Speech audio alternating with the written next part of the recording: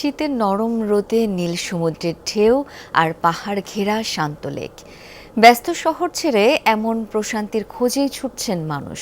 কক্সবাজারের সৈকতে ঢেউ ছুঁয়ে স্বপ্ন খোঁজা আর রাঙামাটির পাহাড় ও লেকে হারিয়ে যাওয়ার আনন্দে মুখর হয়ে উঠেছে দেশের দুই জনপ্রিয় পর্যটন কেন্দ্র। খালি নেই হোটেল মোটেলগুলো। নুডলস খান নাই তো নুডলসই খান নাই।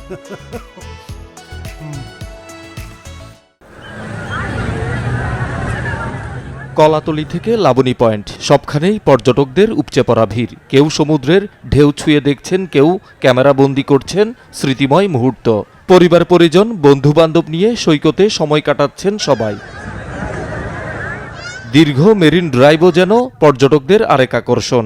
এক পাশে নীল সমুদ্র, অন্য পাশে সবুজ পাহাড়। অনন্য সৌন্দর্যের টানে কেউ কেউ ছুটছেন হিমছড়ি, ইনানি ও টেকনাফের পথে।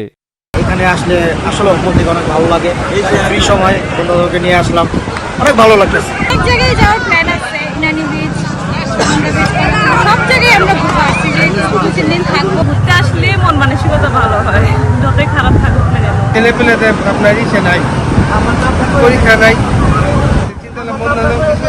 ঘুরতে গেলে এত মানুষ, খুব বেশি মানুষ, সামনে যদি এরকম হয় আসলে আর আসা যাবে না। টেকনাফ মেরিন ড্রাইভ রোড খুব সুন্দর একটা এলাকা। অ্যাকচুয়ালি আমাদের খুব ভালো লাগতেছে, আমি এখানে আছি। এদিকে শীতের ভরা মৌসুমে পাহাড় আর হ্রদের সৌন্দর্য উপভোগ করতে পর্যটকের ঢল নেমেছে পার্বত্য জেলা রাঙ্গামাটিতেও। দেশের বিভিন্ন প্রান্ত থেকে দলে দলে মানুষ আসছেন প্রকৃতির এত কাছাকাছি। বিশাল কাপ্তাই লেক, সুবলং ঝর্ণা, ঝুলন্ত সেতু, সুবলং বাজার সবখানেই চোখে পড়ছে পর্যটকদের ভিড়।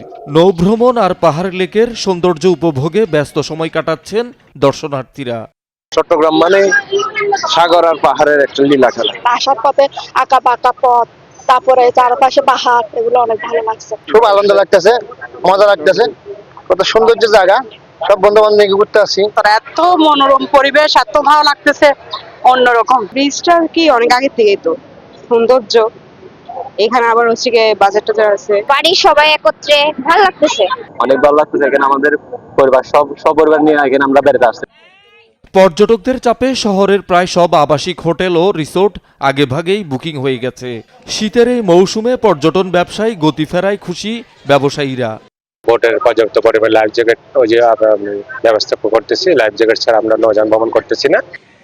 পর্যটকদের নিরাপত্তা ও নির্বিঘ্ন ভ্রমণ নিশ্চিত করতে পর্যটন পুলিশ সহ প্রশাসনের পক্ষ থেকে নেওয়া হয়েছে নানা ব্যবস্থা। শহীদুল সুমন, যমুনা নিউজ।